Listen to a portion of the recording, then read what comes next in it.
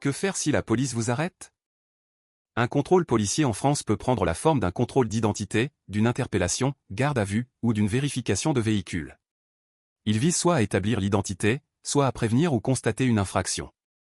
Il est important de distinguer contrôle volontaire ordinaire et une privation de liberté formelle, garde à vue. Base légale, fondement. Les vérifications d'identité et leurs conditions figurent dans le Code de procédure pénale et dans la réglementation. Toute mesure privative de liberté, garde à vue, arrestation, doit respecter des garanties, motifs, durée, information des droits. Les refus ou abus peuvent être contestés devant les autorités compétentes, défenseurs des droits, IGPN, justice.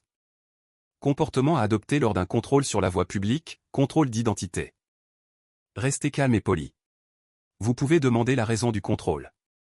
En règle générale, vous devez justifier de votre identité si l'âge a un motif légitime, sinon, demandez une précision sur la base juridique du contrôle. Notez nom, unité et numéro de l'âge si possible. En voiture, contrôle routier. Garez-vous prudemment, coupez le moteur et gardez les mains visibles. Présentez les papiers demandés, permis, certificat d'immatriculation, assurance. Ne laissez pas fouiller votre véhicule sans raison légale ou votre consentement, une fouille nécessite un fondement, flagrant délit, perquisition judiciaire, ou consentement. Recherche corporelle et fouille du véhicule, recherche. Les fouilles corporelles et perquisitions ont des règles strictes. Refuser une fouille volontaire est votre droit, si la police prétend des motifs, exigez qu'ils soient précisés et, si possible, demandez la présence d'un témoin. Conservez ensuite la preuve et inscrivez les circonstances.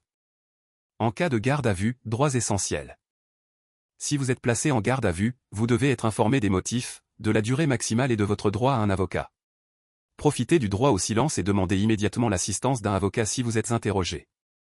Documenter et recueillir des preuves.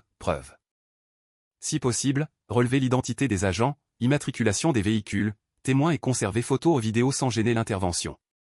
Ces éléments servent pour une plainte administrative ou contentieuse ultérieure. Que faire en cas d'abus ou de profilage, recours.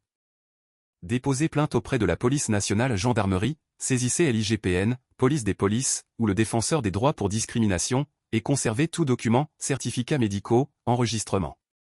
Les études récentes montrent que des recours sont nécessaires face au profilage ethnique persistant. Exemple pratique, exemple. Exemple 1. Contrôle d'identité sans motif apparent, demandez la raison, notez les éléments et, si abus, contactez le défenseur des droits.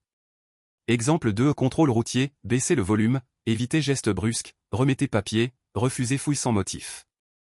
Exemple 3. Garde à vue, exigez notification écrite des motifs et la présence d'un avocat.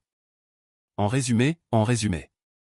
Restez calme, exigez la raison du contrôle, ne consentez pas aux fouilles sans base légale, faites valoir le droit au silence et à l'avocat en garde à vue, documentez et utilisez les voies de recours, défenseur des droits, IGPN, justice, en cas d'abus.